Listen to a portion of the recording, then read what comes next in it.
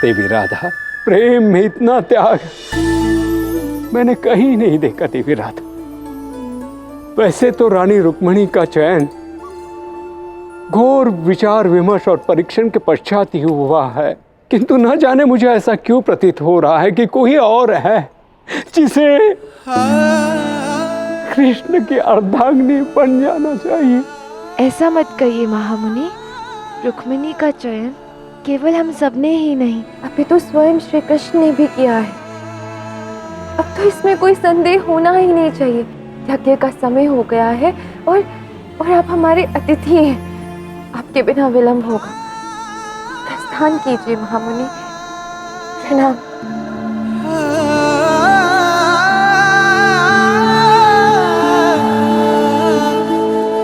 राधा कितनी बड़ी त्यागी, रुक्मिणी का अधिकार ना छीने, इसलिए स्वयं पीछे हो गई और ये कोई नहीं देख पा रहा। कोई देखे या ना देखे गौरी, परंतु श्री कृष्ण वो तो सदा देखते हैं, वो साक्षी हैं इसके। जब सब कुछ देख रहे हैं तो कुछ करते क्यों नहीं? मंदिर में राधा को छोड़कर चले गए।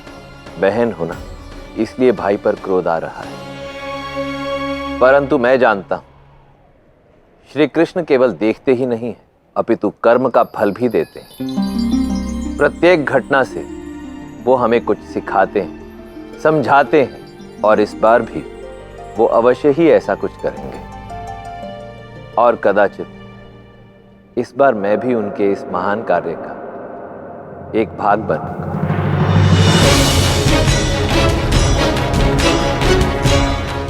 आराध्य, अब आपको अपनी शक्ति का उपयोग करके मुझे अत्यधिक पीड़ा का अनुभव करवाना ही होगा। जो आज्ञा आराध्य।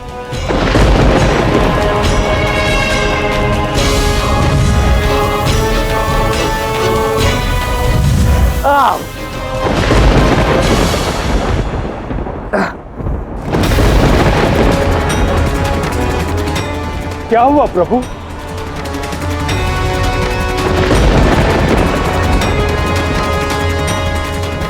श्री कृष्ण कुछ तो कहिए। मेरे शीश में अत्यधिक पीड़ा हो रही है अचानक से। अचानक की पीड़ा कैसे प्रभु? आप चल भी नहीं पा रहे हैं और इस वन में कोई वैद्य भी नहीं है, उपचार कैसे होगा? इतना तीव्र पवन वेग है, अवश्य ही ये शीतल वायु का प्रकोप है। शीघ्र कुछ कीजिए, पीड़ा सही नहीं जा रही। मैं आपके लिए कोई जड़ी बूटी खोज के लाती हूँ। हाँ, मैं भी कोई वैद्य खोज के लाती हूँ कृष्ण। मैं अभी जल लेकर आती हूँ। कोई तुलसी का पत्ता लेकर आ जाओ। मंदिर के पास तुलसी के पौधे मैंने देखे, शीघ्र कीजिए। जी मैं अभी लाई। राधा को अचानक शीश पीड़ा कैसे? ये कोई छल तो नहीं? नहीं गौरी, ये कोई छल नहीं। आराध्य की पीड़ा वास्तविक है, क्योंकि आराध्य के कहने पर मैंने ही उनकी इस पीड़ा को जन्म दिया है। श्री कृष्ण राधा का सामीप्य चाहते हैं, इसलिए जिस भाव को वो संपूर्ण संसार में बांटना चाहते हैं, उसके लिए उनकी इस पीड़ा का वास्तविक होना आवश्यक था। तो अब क्या होगा महादेव?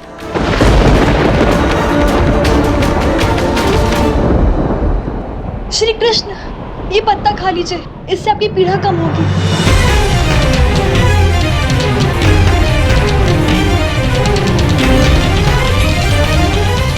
कहाँ देखी होगी श्री कृष्ण ने तुलसी? यहाँ तो कुछ भी नहीं है। रुक्मिणी, तुम यहाँ? तुम सब तो कब के प्रस्थान कर चुके थे ना? हाँ राधा, किंतु मार्ग में ही श्री कृष्ण के शीश में पीड़ा होने लगी।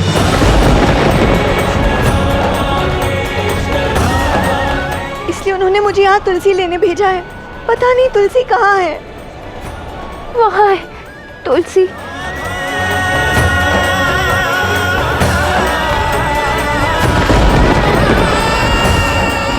वो क्या रहा है कृष्ण के साथ? पहले पाँव में काटा और अब शीश में पीड़ा।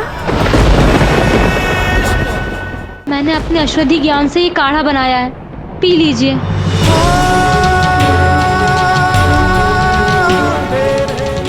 इससे भी कोई लाभ नहीं हुआ बता। ये कैसे संभव है? इस काढ़े से तो हर सिर का रोग भाग जाता है। लगता है अब बस एक ही मार्ग है, श्री कृष्ण को अति शीघ्र द्वारका के राजभवन तक पहुंचाना होगा। नहीं, थोड़ी भी और हलचल हो गई तो पीड़ा और अधिक बढ़ेगी। मैं नहीं चल सकता। श्री कृष्ण, ये लीजिए।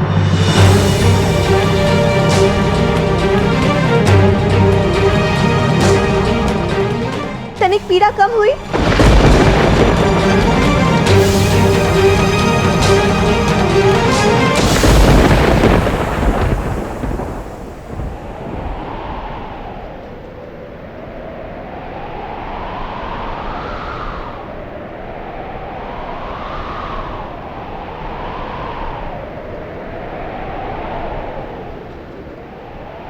श्री कृष्ण ने स्वयं मुझे तुलसी का पत्ता लाने भेजा था और वो तो स्वयं ही वैद्य हैं।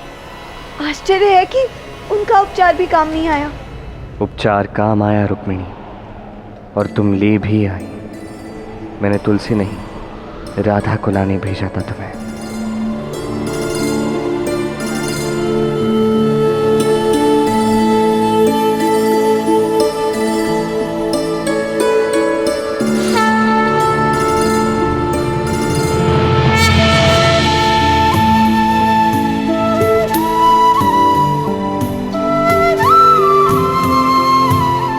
तो कभी ऐसे रोगी नहीं देखा, तो फिर इतनी पीड़ा कैसे हुई कृष्ण?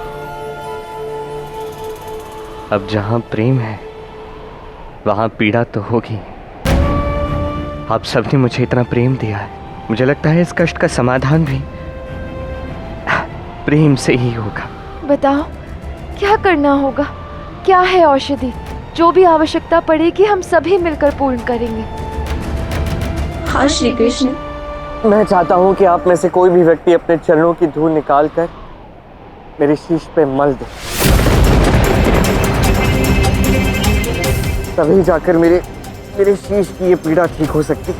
अपने चरणों की धूल श्री कृष्ण के माथे पे असंभव प्रभु, न जाने कितने शताब्दियों का श्राप लग जाएगा।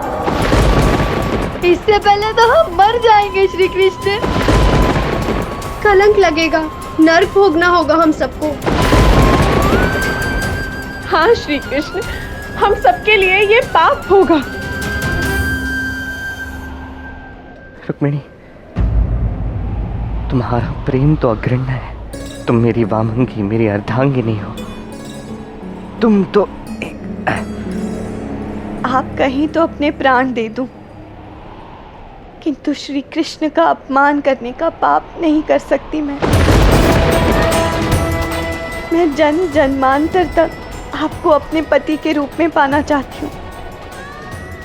इसलिए क्षमा कीजिए श्री कृष्ण, किंतु ये मुझसे नहीं होगा।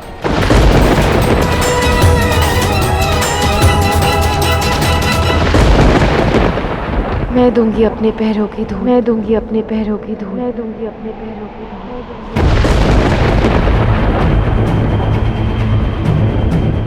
वो धूल जिसे मैं कृष्ण के माथे पे लगाऊंगी।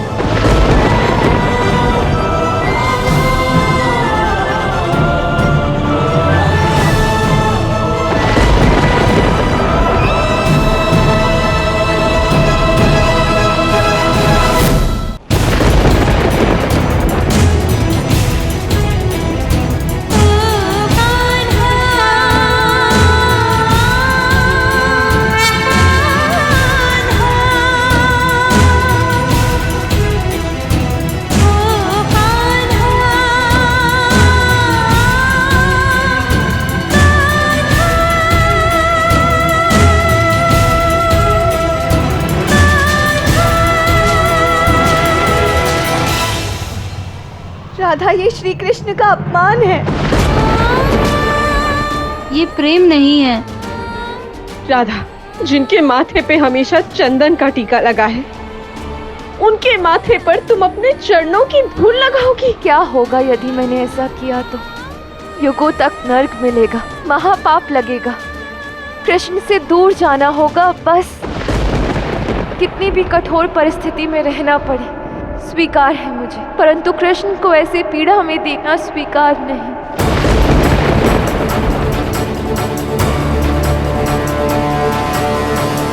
यदि मेरे चरणों की धूल से कृष्ण की पीड़ा का अंत होता है तो मुझे स्वीकार है।